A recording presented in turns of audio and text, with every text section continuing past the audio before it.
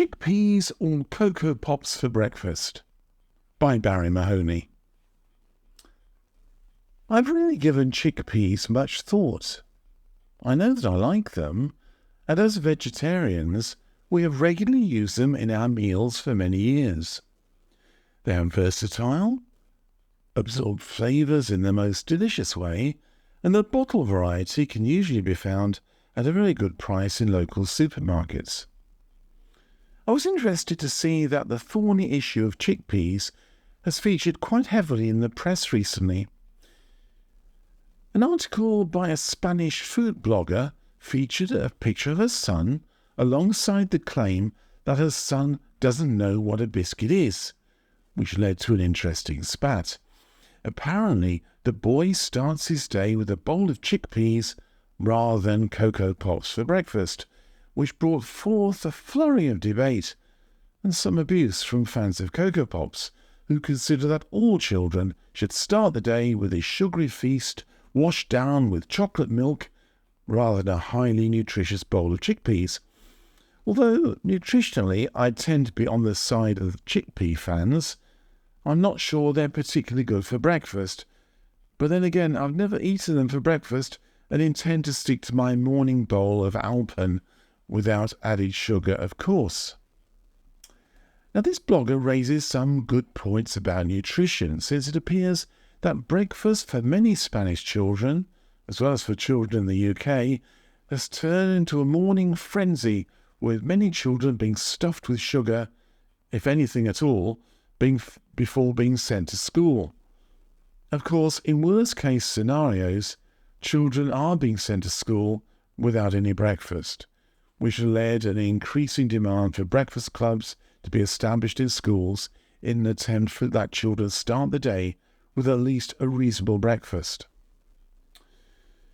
So, what's the name for a battered chickpea? Humus, of course, which is apparently in serious trouble due to a worldwide shortage of chickpeas. Maybe, just maybe, Spanish children are eating them all up for breakfast.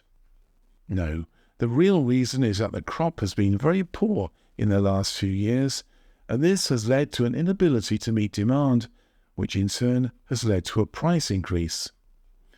The increasing demand for humus, which is made from chickpeas, is also to blame, since supermarket humus is in high demand in the UK.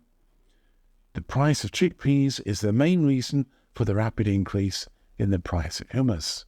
The major UK supermarkets completely ran out of the product for several weeks last year, and the ready availability of humus is still looking doubtful, which has led to serious talk of a national humus crisis. After all, what exactly are people supposed to put on their pita bread? Chickpeas and humus used to be known as the food for poor people.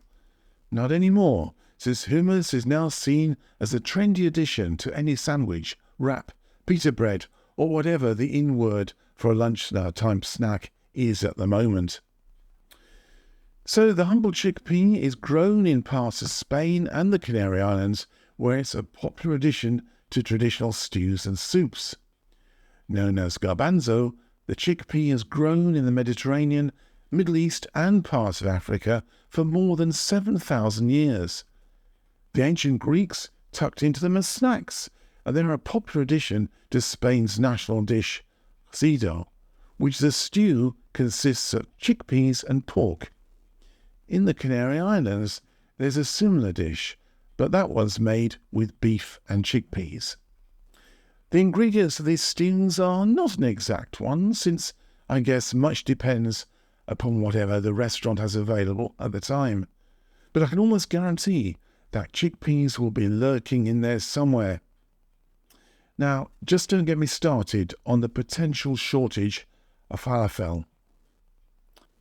You have been listening to Chickpeas or Cocoa Pops for Breakfast by Barrie Mahoney. This is part of the Letters from the Atlantic series.